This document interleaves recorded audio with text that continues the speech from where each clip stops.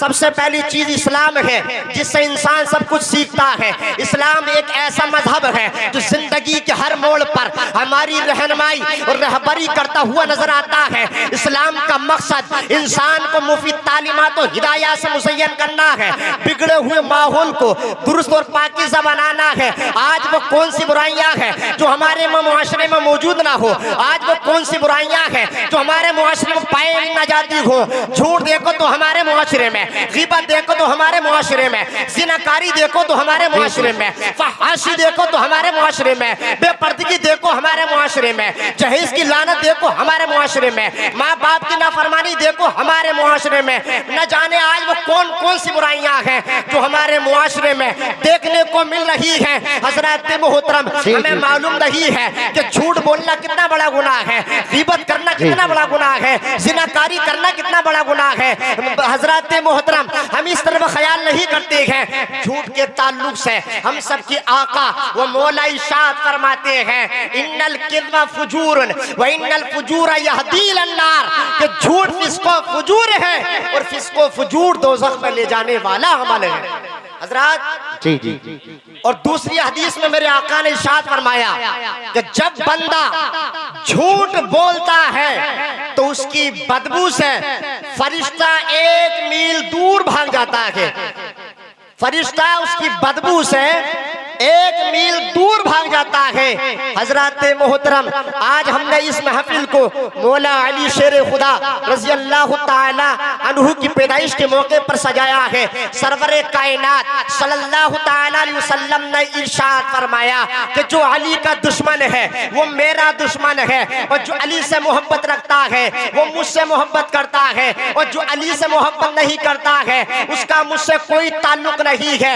हजरत मोहतरम, आज के इस पुरफुतन देर में राफ़ज़ियत बेइंतहा उरूज पकड़ रही है, मगर हमें मालूम नहीं है राफ़ज़ी कहते किसे हैं, खारजी कहते किसे हैं। याद रखे, राफ़ज़ी किसे कहते हैं? राफ़ज़ी उसे कहते हैं जो हजरत अबू बकर सिद्दीक और हजरत उमर फारूक आज़म की शान में गालियां बकता है, गुस्ताखियां करता है, उसे जो है राफ़ज़ी कहते हैं। और जो इनसे मोहब्बत करे, जो अबू बकर सिद्दीक से मोहब्बत करता है, उमर से मोहब्बत करता है, मगर मौला अली शेरे खुदा रज़ी अल्लाह ताला अन्हु को बुरा भला कहता है, वो खारजी होता है। हजरत मोहतरम, आज का ये दौर बड़ा खतरनाक दौर है। गौर करने की बात है कि इस दौर में ये कौम, हमारी कौम ऐसी कौम है कि इस कौम ने किसी को नहीं छोड़ा है, न मेरे मुस्तफ़ा को छोड़ा है। इन जालिमों ने, राफ़ज़ियों ने ऐसी ऐसी मेरे मुस्तफ़ा पर तोहमत लगाई है। एक जगह कहा है कि हजरत जिब्राईल अलैहिस्सलाम बार बार अल्लाह के रसूल की बारगाह में आए और आने के बाद में कहा कि हजरत अली की खिलाफत का ऐलान कीजिए। उसके बाद में कहा, इन्होंने अपनी तरफ से इस बात को गढ़ा कि अल्लाह के रसूल को डर था, उन्हें खौफ था, इस वजह से उन्होंने ऐलान नहीं किया। हजरत मोहतरम, इस तरफ उन्होंने इशारा किया कि इनमें जो है हजरत अबू बकर सिद्दीक और हजरत उमर फारूक आज़म रज़ी अल्लाह ताला अन्हु की जानिब इशारा कर रहे हैं और कह रहे हैं। और उसके बाद में ये बात याद रखें, हजरत अबू बकर सिद्दीक रज़ी अल्लाह ताला अन्हु का ताल्लुक कुरान करीम से है। हजरत अबू बकर सिद्दीक की सहाबियत कुरान करीम से साबित है, कोई इसका इनकार नहीं कर सकता। अगर कोई हजरत अबू बकर सिद्दीक की सहाबियत का इनकार करता है, कोई उन्हें बुरा भला कहता है, तो याद रखे वो कुरान का इनकार कर रहा है, वो कुरान का इनकार कर रहा है। हजरत मोहतरम, ऐसी ऐसी बातें हमने देखा है कि लोग मन घड़त बातें गढ़ देते हैं, वो सर्रा बराबर उसके बारे में गौर फिक्र नहीं करते हैं। याद रखें, इसके बारे में प्यारे आका सल्लल्लाहु ताला अलैहि वसल्लम ने हजरत अबू बकर सिद्दीक के बारे में बताया। हजरत अबू बकर सिद्दीक रज़ी अल्लाह ताला अन्हु के बारे में बताया कि तमाम सहाबा के ईमान को एक पलड़े में रखा जाए और अबू बकर सिद्दीक के ईमान को एक पलड़े में रखा जाए तो अबू बकर सिद्दीक का ईमान का पलड़ा ज्यादा भारी है। अबू बकर सिद्दीक के ईमान का पलड़ा ज्यादा भारी है, मगर हम लोग इसमें दूसरी बातें चुनना शुरू कर देते हैं। हम लोग ऐसे रास्ते की तरफ जा रहे हैं, हमें मालूम ही नहीं है कि हम कर क्या रहे हैं। हजरत मोहतरम, मेरे आका ने जब किताबें भी नहीं लिखी गई थी, किताबें भी नहीं छपी थी, मेरे आका को, हम सुन्नियों का अकीदा ये है, हम अहले सुन्नत व जमात का अकीदा ये है कि मेरे मुस्तफ़ा को हर चीज का इल्म है, गैब का मेरे मुस्तफ़ा को इल्म है। उस वक्त किताबें भी नहीं छपी थी, तो मेरे आका ने फरमाया कि दुनिया में 73 फिरके होंगे। कितने फिरके? 73 फिरके होंगे। और आज यही चीज हमें देखने को मिल रही है। कोई रावसी बनता है, कोई कादियानी बनता है, कोई काला कपड़े पहनने वाला बनता है, कोई कुछ बनता है, कोई कुछ बनता है। उसके ताल्लुक से मेरे आका ने हदीस बयान की है, मैं आपकी समातों के हवाले उस हदीस को रखता हूँ। उसके बाद में आपके सामने तर्जमे को रखता हूँ, इंशाअल्लाह आपका ईमान ताजा हो जाएगा। हदीस सुने, तिरमिजी शरीफ जिल्द नंबर 2 सफ़ा नंबर 93, अबवाबुल ईमान मिशकात शरीफ सफ़ा नंबर 30 की हदीस पाक है। अन इब्न उमर क़ाला क़ाला रसूलुल्लाह सल्लल्लाहु तआला अलैहि वसल्लम ला यअतियन्ना अला उम्मती मा ताला बनी इसराईल, मा ताला बनी इसराईल हस्बन नाली बिन नाली हत्ता इन काना मिनहुम मन अता उम्महु अलानिया अलानियतन काना फी उम्मती मन यसनउ ज़ालिका व इन्न बनी इसराईल तफर्रक़त अला सिनतैन व सबईन मिल्लतन व तफ्तरिक़ु उम्मती अला सलासिन व सबईन मिल्लतन कुल्लुहुम फिन्नार इल्ला मिल्लतन वाहिदा। क़ालू मन हिय या रसूलल्लाह सल्लल्लाहु तआला अलैहि वसल्लम क़ाल मा अना अलैहि वअस्हाबी।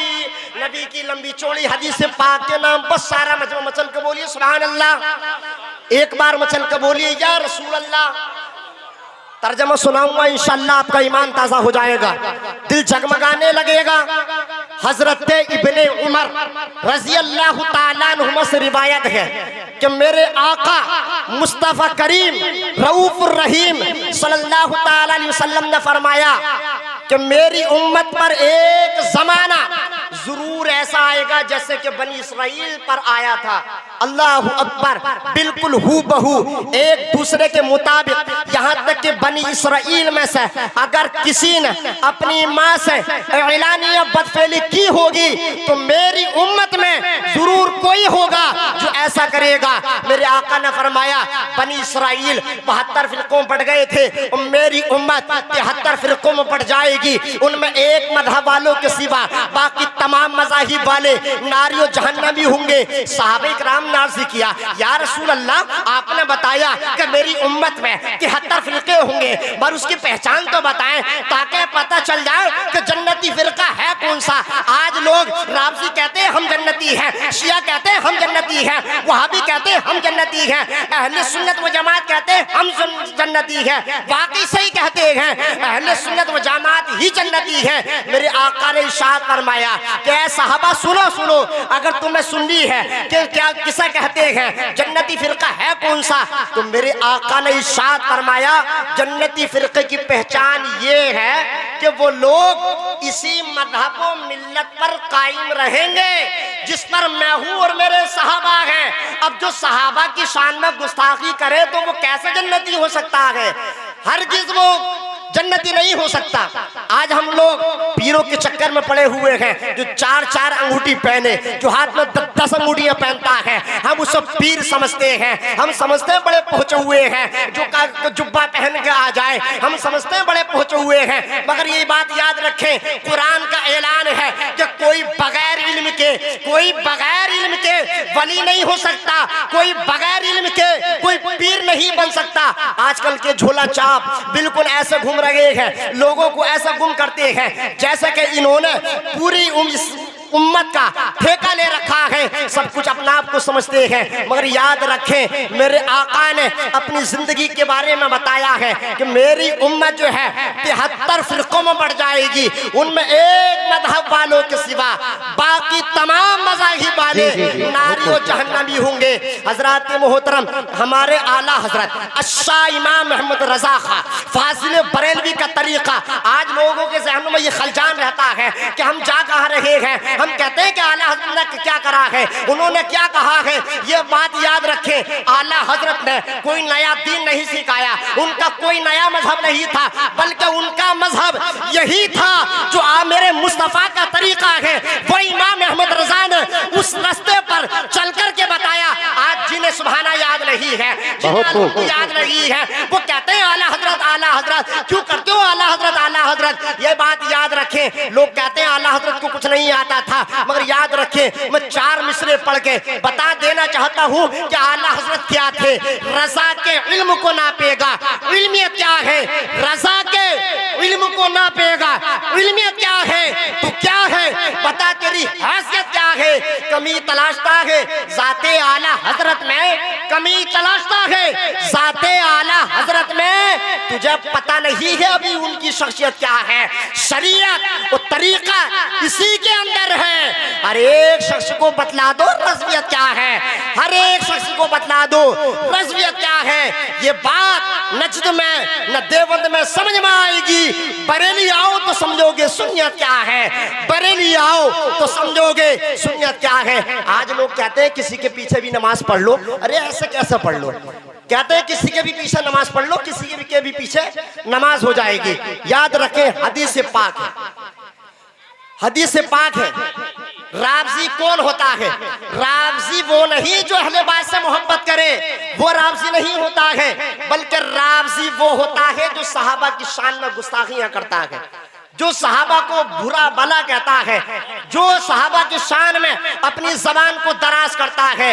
याद रखें कि दुनिया ऐसी ऐसी बातें अपनी जबान से करती है, कहते हैं किसी के पीछे नमाज पढ़ लो नमाज हो जाएगी, मगर मेरे आका ने हदीस बयान की है, ला यक़बलुल्लाहु लिसाहिबि बिदअतिन सौमन वला सलाता वला सलातन वला हज्जा वला हज्जन वला सदक़तन वला अदला वला अदलन यख़रुजु मिनल इस्लामी कमा तख़रुजु शारतु मिनल अजीन कमा तख़रुजु शारतु मिनल अजीन। बद अकीदा, बद अकीदा अल्लाह की हदीस है, अल्लाह के रसूल की हदीस है कि बद मजहब यानी बद अकीदा अगर नमाज पढ़े तो उसकी नमाज कबूल नहीं, उसकी ज़कात कबूल नहीं, उसका हज कबूल नहीं, उसका नफल कबूल नहीं, बल्कि बद अकीदा दीन इस्लाम से ऐसा खारिज हो जाता है जैसा कि गूंदे हुए आटे से बाल निकल जाता है। अब हम नमाज पढ़ते हैं इमाम के पीछे, तो हम नियत क्या करते हैं?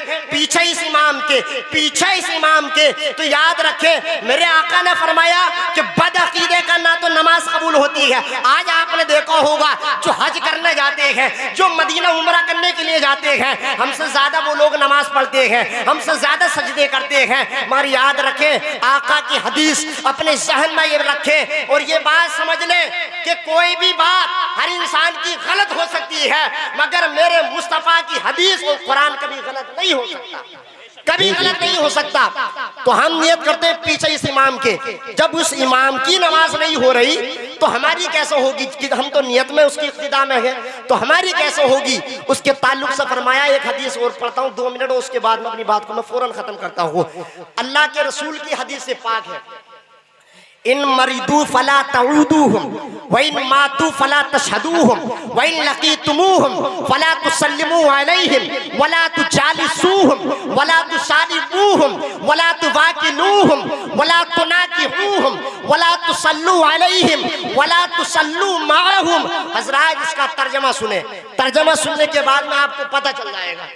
आका ने फरमाया कि बद मजहब बद अकीदा, चाहे वो कोई भी हो, फरमाया बद मजहब बद अकीदा, अगर बीमार पड़े तो उसकी इयादत ना करो, अगर मर जाए तो उसके जनाजे में शरीक ना हो।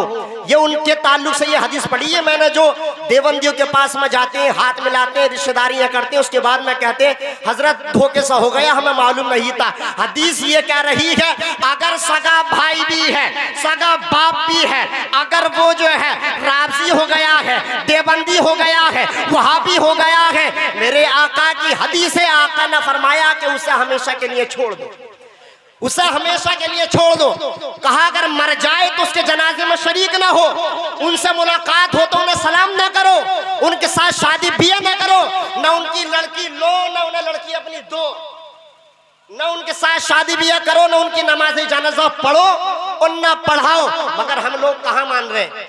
आज के दौर में जाते हैं, बैठकों पर जाने के बाद में चाय की चिस्कियां लेते हैं, हम चाय पीते हैं, एक चाय के चक्कर में 2-4 रुपए की चाय के चक्कर में ईमान का सौदा कर देते हैं। याद रखें, ईमान से बड़ी कोई दौलत नहीं है। अगर ईमान इंसान के पास में है तो सब कुछ है। शायर लिखता है अल्लाह के रसूल को जो मानता नहीं, कसम खुदा की वो शख्स बेवकूफ है, कुछ जानता नहीं।